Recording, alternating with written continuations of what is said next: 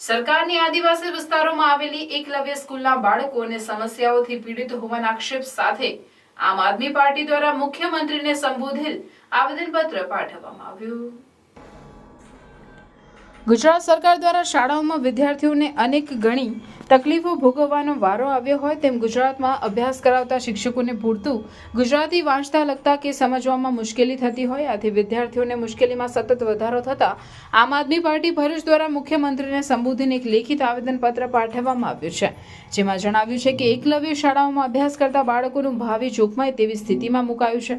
એક તરફ સરકાર દ્વારા એકલવ્ય શાળાઓ શરૂ કરાઈ છે, જેમાં વિદ્યાર્થીઓને ગુજરાતી તેમજ અંગ્રેજી માધ્યમમાં સારી ગુણવત્તાયુક્ત શિક્ષણ પૂરું પાડવામાં આવે છે, પરંતુ નવાઈની વાત તો એ છે કે સરકાર દ્વારા આદિવાસી તથા પછાત વિસ્તારના બાળકો માટે એકલવ્ય શાળાઓ શરૂ કરાય છે, પરંતુ ત્યાં શાળાના શિક્ષકો કે અન્ય સ્ટાફને માતૃભાષાનું કોઈ પણ પ્રકારનું જ્ઞાન નથી। ગુજરાતમાં શાળા આવેલી હોય તો શિક્ષકને ગુજરાતી ભાષાનું જ્ઞાન હોવું આવશ્યક છે। અહીં નિયમિતપણે બાળકોને મધ્યાહન ભોજન સ્વરૂપે ભોજન પીરસવામાં આવે છે, તેની ગુણવત્તા પણ યોગ્ય નથી હોતી। આ બાબતે યોગ્ય કરવાની માંગ સાથે જો સમસ્યાના નિવારણ માટે કાર્યવાહી નહીં કરવામાં આવે તો આંદોલનની ચીમકી પણ ઉચ્ચારવામાં આવી છે। નો ડાઉટ કે ટ્રાઇબલને ડેવલપ પછાત જાતિને ડેવલપ કરવા માટે આજે એકલવ્ય મોડેલ સ્કૂલ બનાવવામાં આવેલી છે। એ છોકરાઓ સીબીએસઈ ભણે તો ઘણું સારું પણ છે, પણ આજે ઇંગ્લિશ મીડિયમ આપણા વિદ્યાર્થીઓ ગુજરાતી મીડિયમના છે અને એને એકદમ પહેલા સ્ટેજમાં એને સીબીએસઈમાં અંગ્રેજી માધ્યમમાં કન્વર્ટ જે કરવાનો પ્રયત્ન કરવામાં આવેલો છે, એના માટે વાલીઓ કે કોઈને છે ને સહમતિ લેવામાં નથી આવી।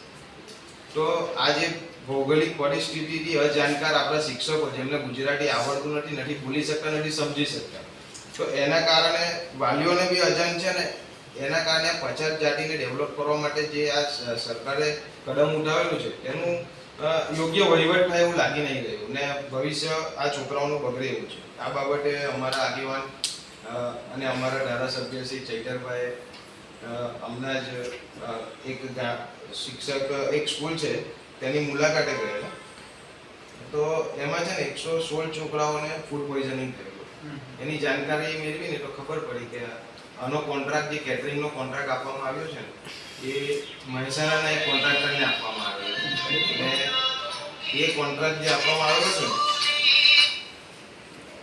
તો એ 15 દિવસે એકવાર શાકભાજી નહીં મોકલે છે। એના કારણે 15 દિવસમાં એકવાર જો શાકભાજી આપણે 15 દિવસે શાકભાજી ખાવાનું હોય તો સ્વાભાવિક છે બગડી જાય ને એના કારણે એમને ફૂડ પોઈઝનિંગ થાય છે। હમણાં એ છોટાઉદેપુરની જનરલ હોસ્પિટલમાં સારવાર બી લઈ રહ્યા છે। તો આનો તાત્કાલિક ધોરણે નિરાકરણ આવે નહીંતર અમે છે ને વાલીઓને સાથે લઈને આના પર આંદોલન કરવાની અમને ફરજ ના પડે, તો તમે ધ્યાન દોરજો, વહેલી તકે આનું નિરાકરણ થાય।